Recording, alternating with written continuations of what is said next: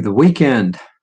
I want to begin by asking all of you, in whatever way, shape, or form you pray or don't pray, or just hold good thoughts in your minds, to think about the people over in the Los Angeles area who are really being devastated by the fires. And I know at least one person associated with our center has lost their house in the fires. So you would not mind doing that in whatever way works for you. I would say pray, but if praying doesn't work for you, then hold them up in your thoughts, just whatever is best for you. Today is a reading called Happy Quitter's Day. Happy Quitter's Day. First quote, I am not going to look up this person because you all know this person, Dr. Martin Luther King Jr., who is definitely not a quitter. The ultimate measure, he says, of a man, and I would say of a woman, is not where he or she stands in moments of comfort and convenience, but where he or she stands at times of challenge and controversy.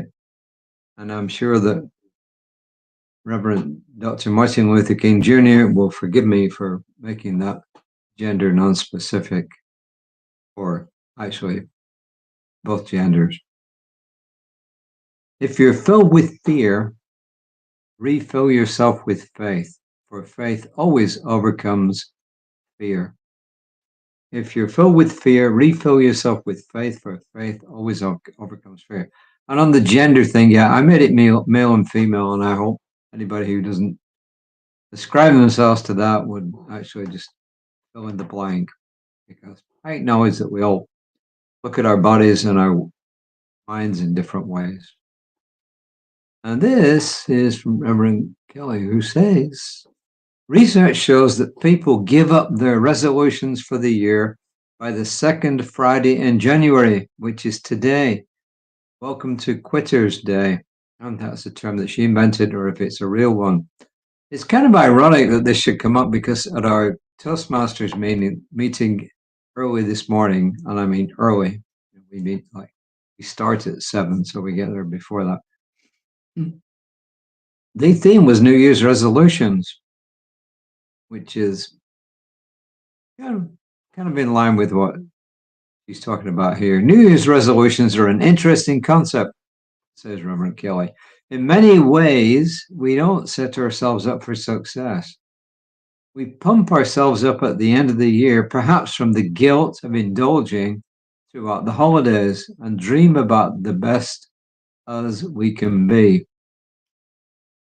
We set unrealistic expectations. We think we will wake up a different person on the 1st of January, magically strong and focused. We believe in this new and improved version of ourselves. Of course, we instead waking up to be the same person we've always been. I'm going to come back to this. It's easy to be hard on ourselves. What for? For not following through on our resolutions. Now, she says, rather than being hard on yourself, recognize that you are the same person who went to sleep on December 31st. Then check your goals. Can you break them into smaller steps? Because we're hardwired to avoid change, examine where you avoid it. An often overlooked aspect of goal setting is its spiritual side. How is your goal in alignment with Source, the ground of all being, and so on? What quality of God do you seek to know more about? For example, the goal to lose 20 pounds and to have a more physically fit body may include the spiritual qualities of self-love, health, wholeness, and power. What spiritual practice can you integrate to support you in achieving your goal?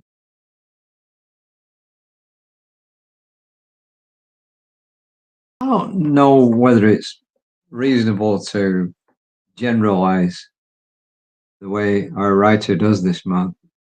Maybe it is, maybe it isn't. I'm not sure. Sometimes I think maybe I am too hard on our writers. I don't know. But Let me just see what Reverend Kelly says here at the beginning. I was looking at the beginning of the readings to see if there's anything relevant there. But anyway, personally, I don't make New Year's resolutions. I do make resolutions throughout the year. If I find I'm falling down in a certain area, then I do make resolutions to improve on that. But I do also look at whether that's a reasonable thing to do or not to do. So, as I said, I really don't have all that to say on this because, as I said, I don't make them because I guess for this simple reason, we're not a different person in essence yesterday than we are today. Yeah, there's some differences, and people argue, yeah, you're a different person. No, you're really the same person. You've just got worked through some different situations. So my belief, which is what I'm promoting now, is to look at yourself on an ongoing basis. And when you find that you could do to improve in a certain area or change or take on something new, then just do it as and when it comes up instead of trying to do it on January 1st. I'm not decrying New Year's resolutions. Please don't get me wrong. I am not decrying New Year's resolutions. If that works for you and it's successful, fantastic. The introduction I gave myself for Toastmasters this morning was that on January 1st, 2024, I made 1,000 resolutions. And when I look back on January 1st, 2025, I found out I kept all 1,000. And then I said, and then I awoke. I waking up because as I said, I personally don't really ascribe to New Year's resolutions, but if you do, fantastic, wonderful, it's great. What I would say is this, I think one of the most important challenges most of us find, and this came up in the reading earlier this week, is to love yourself. If you are going to set one goal, one resolution, on whatever day of the year it turns out to be, it could be this. It is to be kinder to yourself, to forgive yourself, and to love yourself. And look in the mirror. The exercise we've promoted a lot is look yourself straight in the eyes in a mirror and say to yourself, I love you. And then see what reaction comes back. Is that true? Is that false? Is it somewhere in between? And then if it comes back totally okay, you're fine. But if it comes back less than that, then you and I, for us, we need some practice. So a good exercise, as I said, whether it's January 1 or it's January 31 or December 10, whatever it is, look yourself in the mirror and just say, I love you, and repeat that several times. And keep doing that at different intervals. First thing in the morning, last thing at night before you go to bed, and during the day if you like, until you can really, really believe that that is a true statement. And I would say that that is better than any affirmation at all, because when you truly love yourself, you're on the path to spiritual growth, and also you're on the path to helping the world be a better place and everybody and everything in it. So that is what I have to say for today. What else have we got? Oh yeah, Reverend Jesse's class begins on Monday. If you send an email to info@creativelife.org, you can find out how to sign up for that class. My class will be starting in February, so I'll tell you more about that later.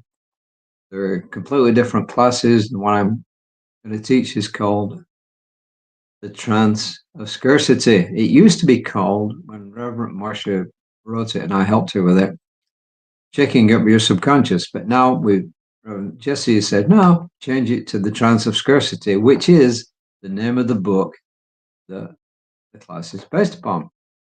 And if you live in the Woodlands area, Spring Woodlands area, anywhere in this area, I'm starting a class next week through Academy for Lifelong Learning. You got to be 50 plus to attend it. And then it's like $25 for the whole year and a whole range of classes. And this one will be on world religions. So if you're interested in that, you can text me at 832-271-0717, 832-271-0717. And you can text me there if you want to know anything about what's going on at Creative Life Spiritual Center. And if I don't know, I'll find out for you. So the affirmation, oh yes, there is an affirmation besides the exercise I just gave you. Oh no, don't do that. Don't do that. My mouse just went wild. Here it is.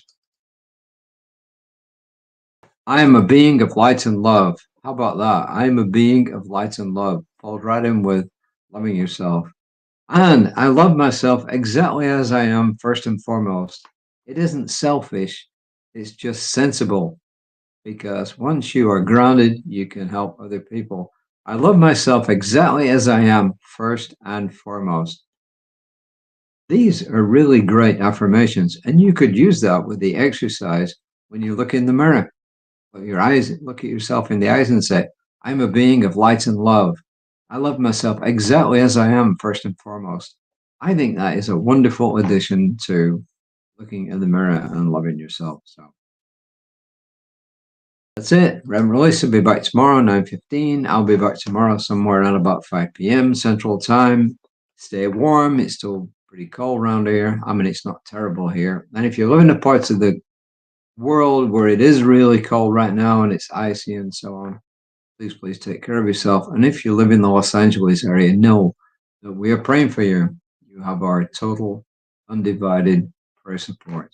Until next time, namaste.